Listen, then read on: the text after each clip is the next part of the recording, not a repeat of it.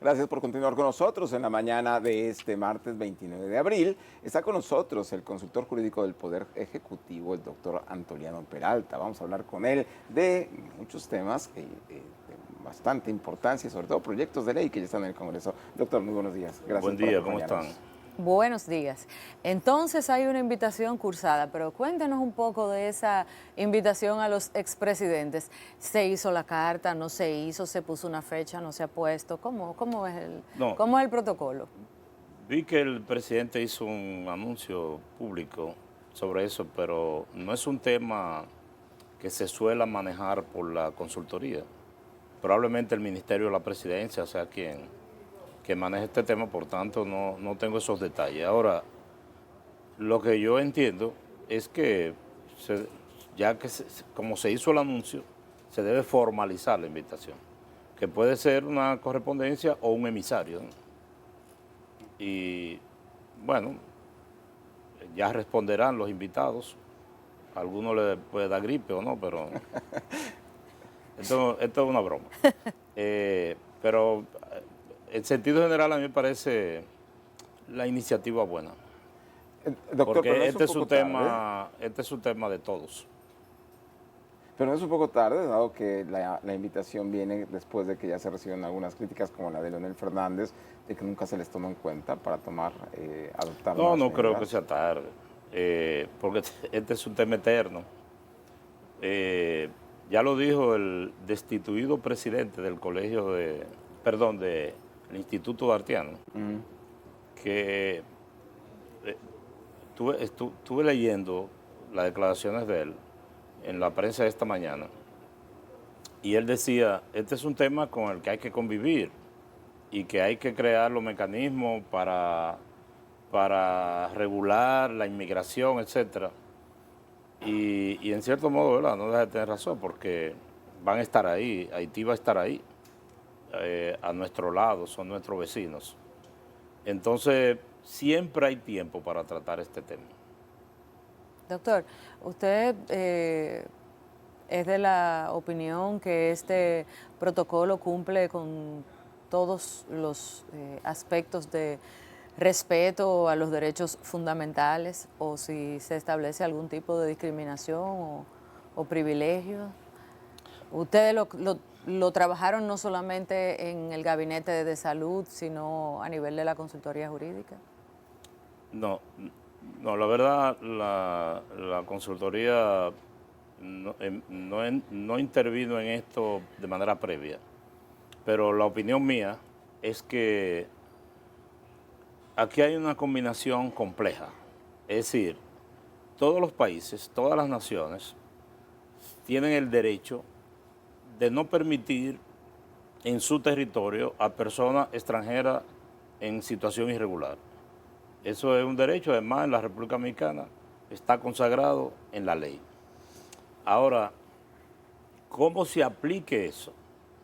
Debe ser con estricto respeto a los acuerdos internacionales sobre este tema y a los derechos humanos en sentido general.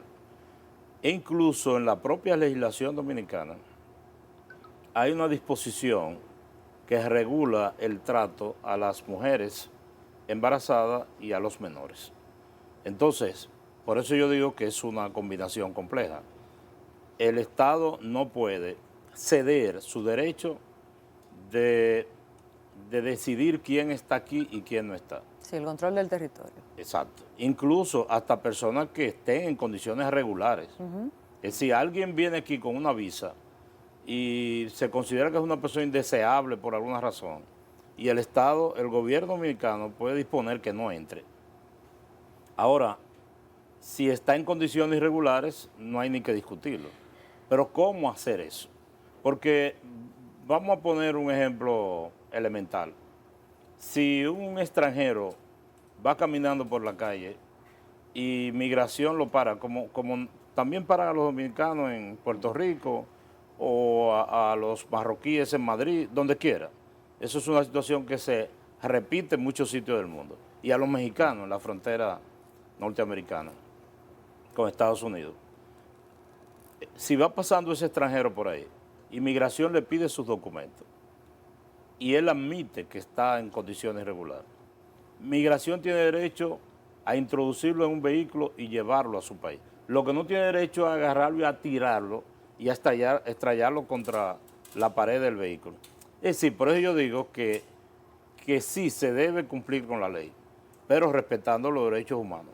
Doctor, a mí me preocupó algo de lo que nos acaba de decir, que el propio Poder Ejecutivo no consulte a su consultoría jurídica para tomar estas decisiones. Y ya ocurrió hace año y medio aproximadamente con el presidente de la República, con el conflicto que se dio por la construcción del canal de riego en el río Masacre.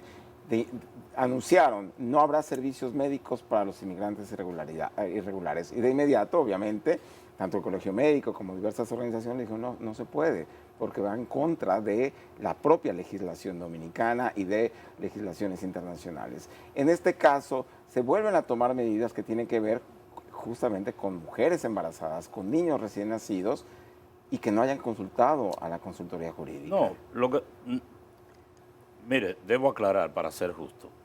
La consultoría sí es habitualmente consultada para la toma de decisión de asuntos legales. Ahora, el Poder Ejecutivo tiene un Consejo de Migración y tiene un Ministerio de Interior y Policía y tiene una Dirección de Migración que también tienen servicios legales. Cuando el presidente anuncia esta decisión, hasta el anuncio del presidente, todo está enmarcado dentro de la legalidad y por tanto eso no le crea ninguna alteración a la consultoría. Para cualquier persona que tenga la función de asesorar legalmente a un presidente, le preocupa que el presidente haga un anuncio que luego el consultor tenga que salir a enmendarlo. Ahora, este no es el caso. El problema está en la aplicación de eso, de lo cual yo no soy testigo. Es decir, yo digo a título personal que esa medida de deportación de las mujeres parturientas debe hacerse dentro del marco de respeto a los derechos humanos. Esa es mi posición. No que no se haga. La ley permite que se haga, pero bajo cierto protocolo. Doctor. Muchas veces la violación está en los agentes que la ejecutan. Perdón, Yolanda, la Dirección de Migración nos dice con frecuencia que está capacitando a sus agentes en materia de derechos humanos, pero también con frecuencia vemos que esos derechos se les olvida esa capacitación o se la pasan por alto. Sí, por primera vez Migración, que yo sepa, está creando un cuerpo especializado y yo creo que así como hay una policía turística que la entrenan para que le dé el trato correcto a los turistas, etcétera, asimismo debe haber una policía o un cuerpo de agentes para los temas migratorios. Doctor, cuando vimos el derrumbe de la discoteca Jet Set, del techo de la discoteca y esta gran tragedia que enluta a tantas familias, inmediatamente nos preguntábamos cuál es la responsabilidad de supervisión que puede tener el Estado y bueno, estuvimos viendo la ley que crea el MIBET, que le transfiere de obras públicas a este ministerio todo lo atinente a viviendas y edificaciones. Y yo pensaba incluso que el reglamento no estaba. Me puse a buscar, leí el reglamento completo y no hay atribución de supervisión, o por lo menos no hay una disposición en el reglamento para que el MIBET pueda supervisar el correcto mantenimiento de obras privadas, aunque sean edificios públicos o abiertos al público, mejor dicho.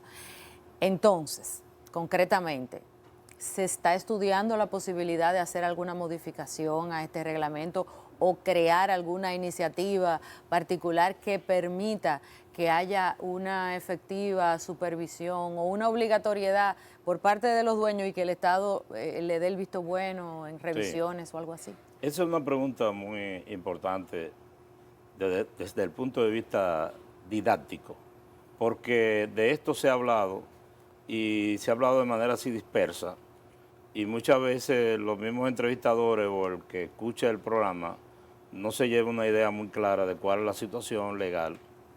Pero la pregunta que me ha hecho casi explica de manera correcta. Se ve que usted está muy documentada sobre el tema. Lo cierto es que Obras Públicas tiene por ley la misión de supervisar las estructuras en construcción.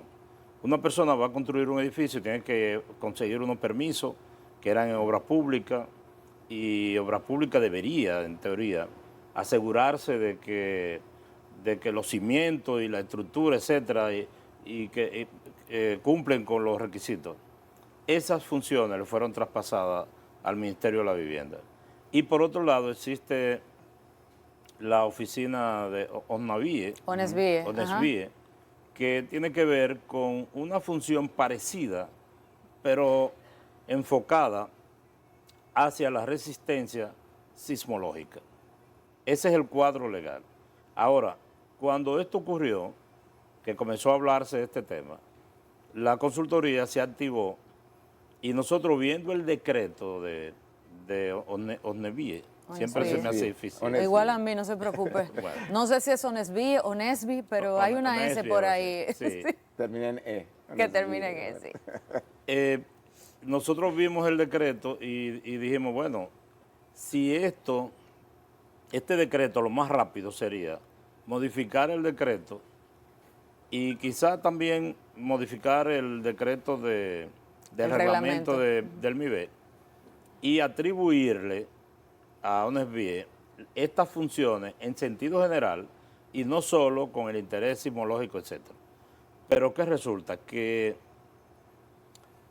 estas funciones de estas instituciones no tienen una potestad sancionadora eficaz, sin lo cual se convierte en letra muerta. Entonces, esto de las sanciones administrativas no es posible disponerlo mediante decreto, tiene que ser por ley.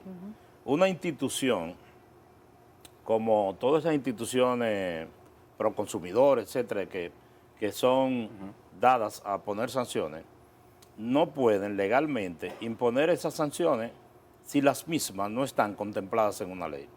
Entonces de ahí que yo digo, bueno, esto puede ser un paño con pata, algo transitorio. Nosotros podemos en 2 o 3 días tener el decreto listo, pero no va a ser lo suficientemente eficaz.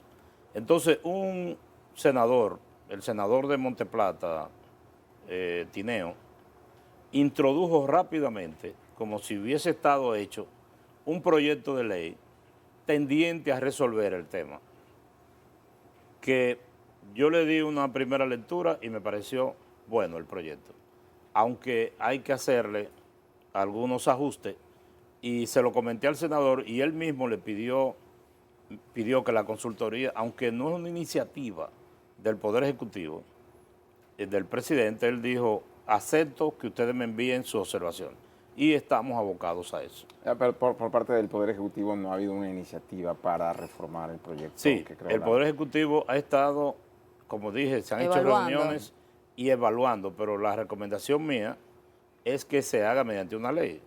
Y como surgió este proyecto, es mejor que nos enganchemos en este proyecto, que ya está trabajado, que le hagamos los ajustes del lugar, y eso de alguna manera, aunque siga siendo una iniciativa del senador, pero el Poder Ejecutivo se va a sumar. Y una iniciativa en ese sentido ayudaría a que ya sea el Ministerio de la Vivienda u otra institución que regulen, por ejemplo, las construcciones y que regulen con frecuencia, que supervisen con frecuencia las construcciones de centros comerciales o incluso los complejos residenciales. Tenemos grandes constructoras que construyen ciudades completas fuera de Santo Domingo, y que ahora lo vemos, no existe una supervisión periódica al Pero desarrollo eso pudiera hacerse, o sea, para eso sí la ley lo permite.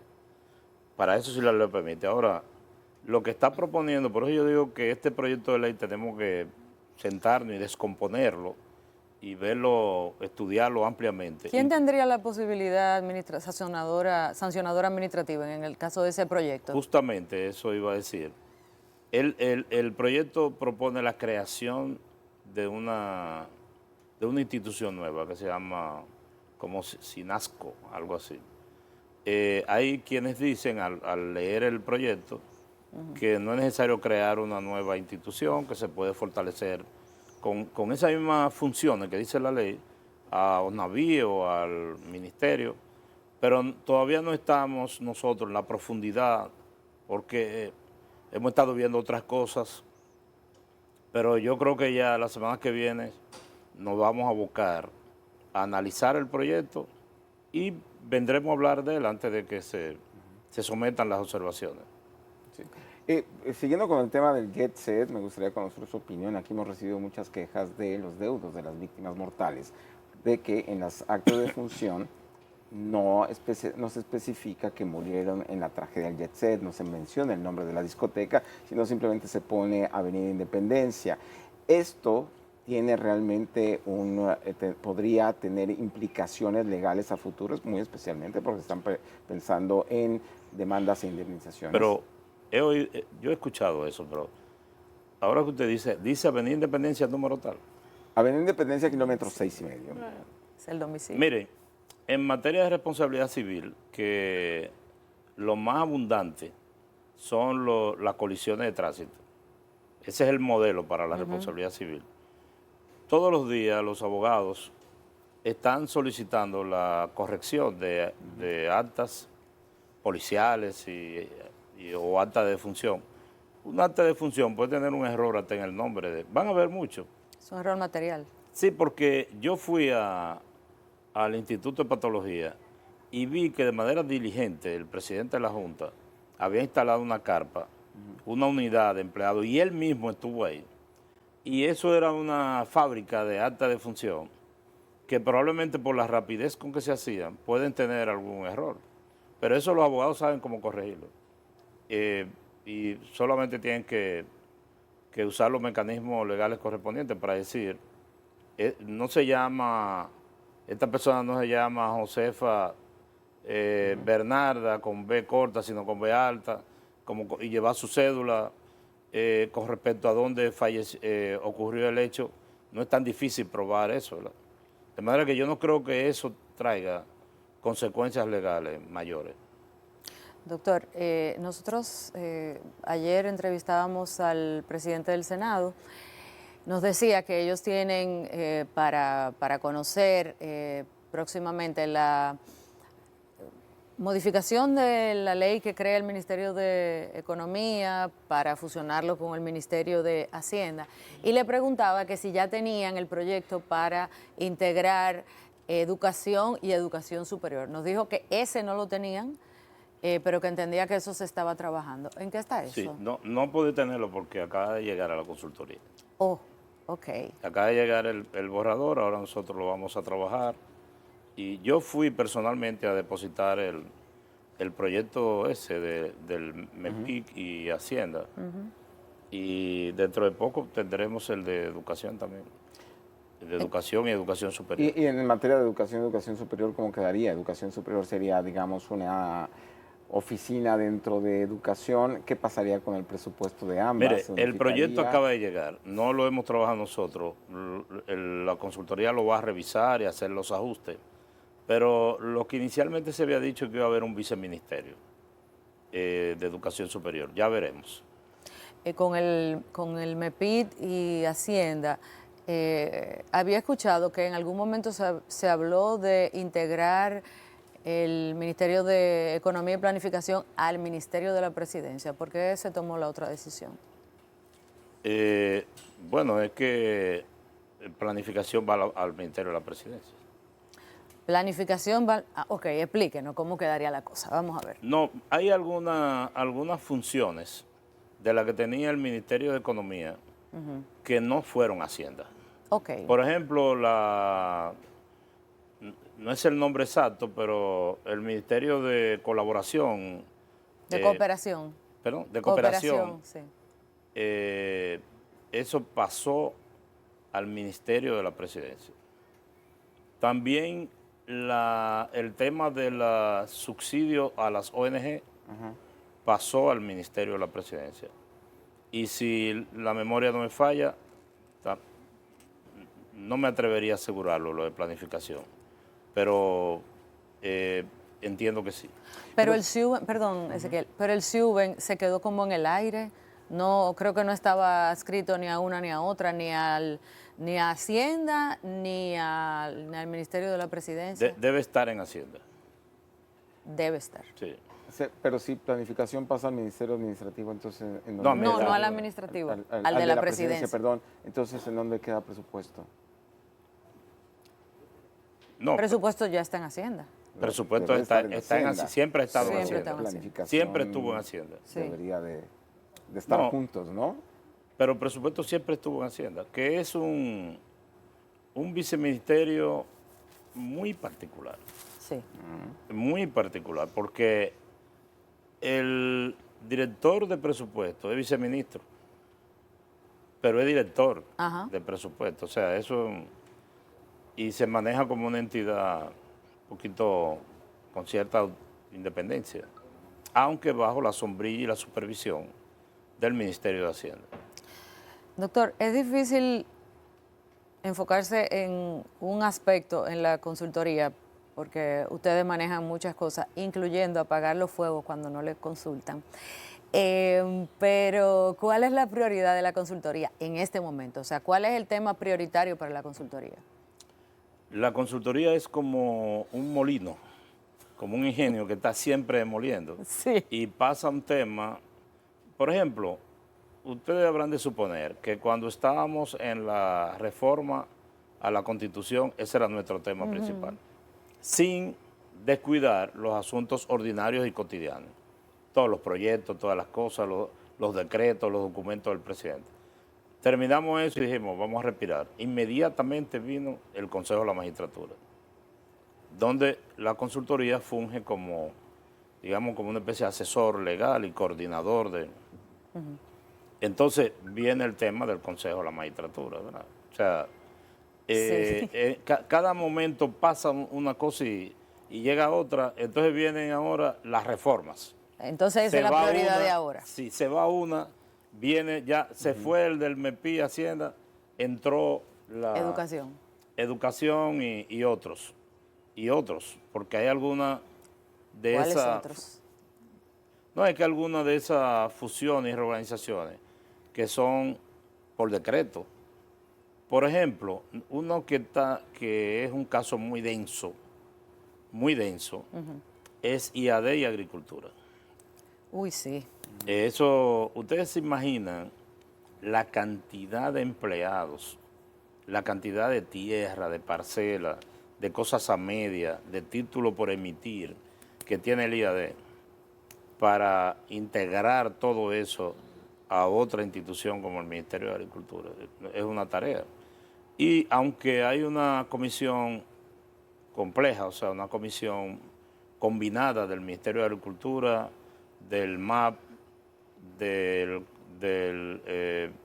la comisión de Darío Castillo que le da seguimiento a la reforma, la consultoría tiene que tener la vigilancia de que todo esto salga dentro del marco legal y constitucional. Por cierto, perdone que le interrumpa, no quiero dejar de decir, el viernes nosotros recibimos una comunicación, cuando digo nosotros, el presidente, pero a través de la consultoría, una comunicación con el proyecto de ley sobre libre expresión del pensamiento. Ese proyecto, hace como 9 meses, se le había enviado al Poder Ejecutivo. Pero que el presidente lo dijo en una semanal. Ustedes recuerdan la comisión, ¿verdad? Lo recuerdo claro. perfectamente. Okay. Entonces, ¿qué pasaba con el proyecto? Bueno, lo que pasa es que llega un borrador.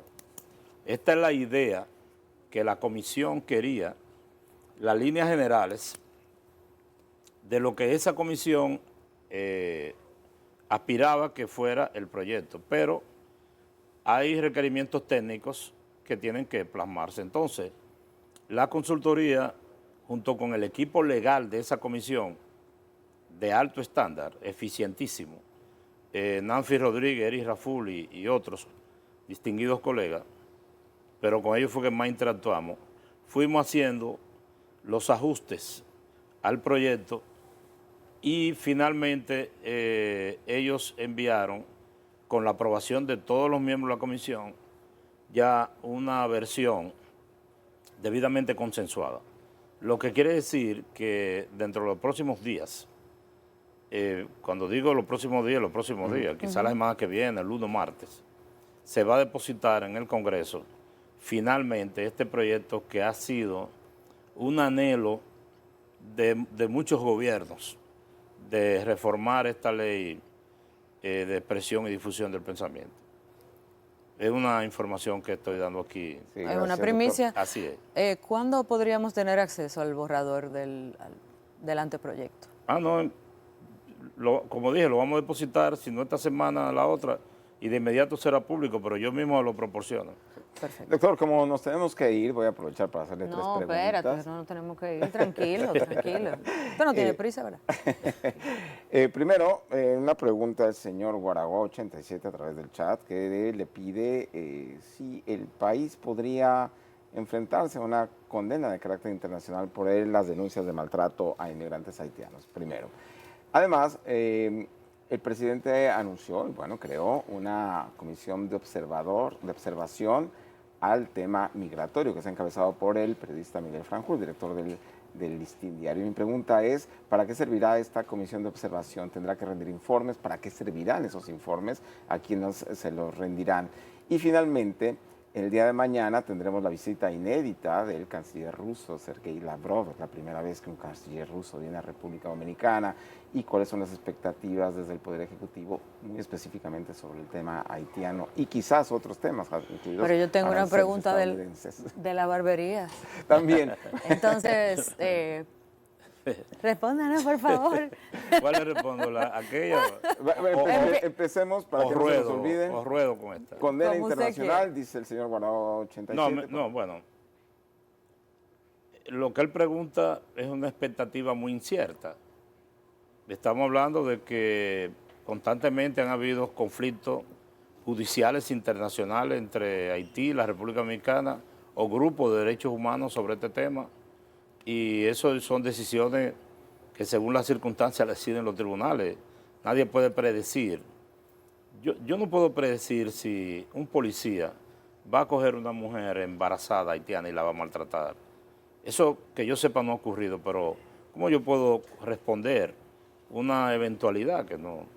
Ahora, lo del observatorio es como su nombre lo indica, el decreto dice, es pretendiendo un seguimiento y una visión, una observación de los asuntos de la aplicación de las leyes migratorias desde la óptica de la sociedad civil.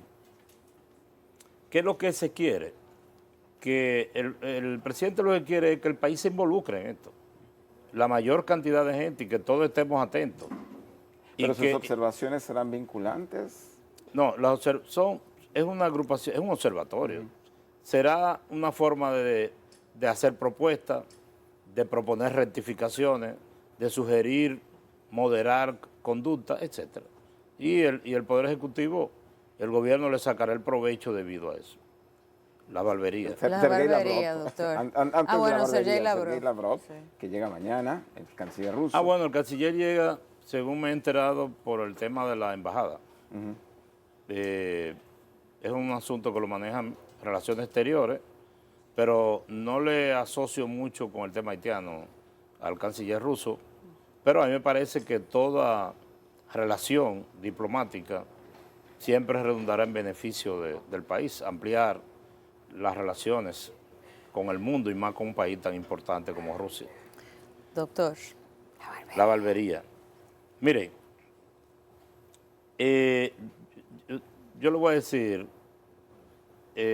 como dijo un joven en la Lincoln con 27, que me dijo, ingeniero, tíreme la pura.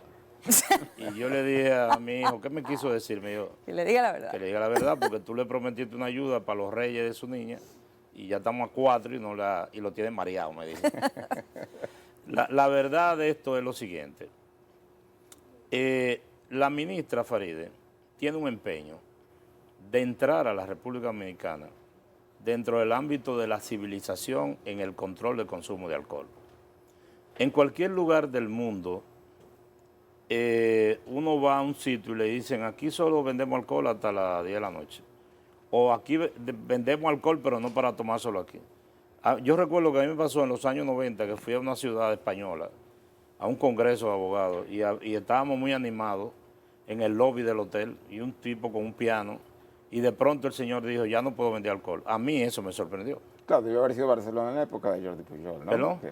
En Barcelona en la época de Jordi Pujol, que a las 2 de la noche cerraba todo, o a 1 de la mañana, no recuerdo. Pero es que yo vengo de un lugar Boston, donde en cierran cualquier todo. sitio, en cualquier hora, y en cualquier lugar, en cualquier colmado, usted pide una botella de ron, la destapa y se la bebe. Y de pronto este señor me dice, ya no podemos vender más alcohol a las 11. Faride quiere meternos en ese mundo, y yo creo que es correcto, pero eso no puede ocurrir sin crear cierto dolor a los consumidores y a los comerciantes. Entonces, no es cierto que la barbería tenga control, pero dice ella, es que la barbería vendía alcohol y se le había establecido que hasta una hora determinada. Es raro que una barbería a las 12 de la noche esté abierta, pero ¿qué era? ¿Una barbería o un expendio de alcohol? Porque un colmado aquí donde nosotros recordamos, por lo menos yo, Yolanda es muy joven, que los colmados eran lugares donde la gente iba a comprar salsa de tomate, queso, pimienta, qué sé yo qué. Hace mucho Pero eso. un colmado es una barra de beber. Lo que nadie va a un colmado es a comprar media libra de queso ni una lata de sardina, que no sea para comérsela ahí. ¿Y no existen unas licencias para expendio de bebidas alcohólicas? Como existen otros. Pregunto, porque de verdad no lo sé, si aquí existe eso, si Interior y Policía Eso tiene debe- que emitir alguna Hay que legislar licencia. sobre eso. Ya. Recuerden que se lo dije hoy, por eso le dije que le iba a tirar la pura. Sobre eso hay que legislar y va a ser muy doloroso, porque lo está haciendo ahora, que lo están haciendo por resoluciones, pero va a ser doloroso hasta que venga una generación que se acostumbre que en un colmado que está en un residencial como en Honduras o Los Prados, qué sé yo qué, donde vive lo que más hay es vivienda, el colmado, bien, está bien, ya, hay una cultura de que venda alcohol y que se lo tomen ahí, pero que se lo beban hasta las 10 de la noche. Una Ya. cultura de tolerancia, además. Muchísimas gracias al doctor Antoliano Peralta, consultor jurídico del Poder Ejecutivo, por haber estado con nosotros en esta mañana. Y se me quedaron temas. Y quedan pendientes. Bueno, vamos a ponerle continuará. La Continuará. invitación está abierta próximamente. Ustedes no se vayan porque viene nuestra compañera Paula González con el segundo boletín informativo de esta mañana.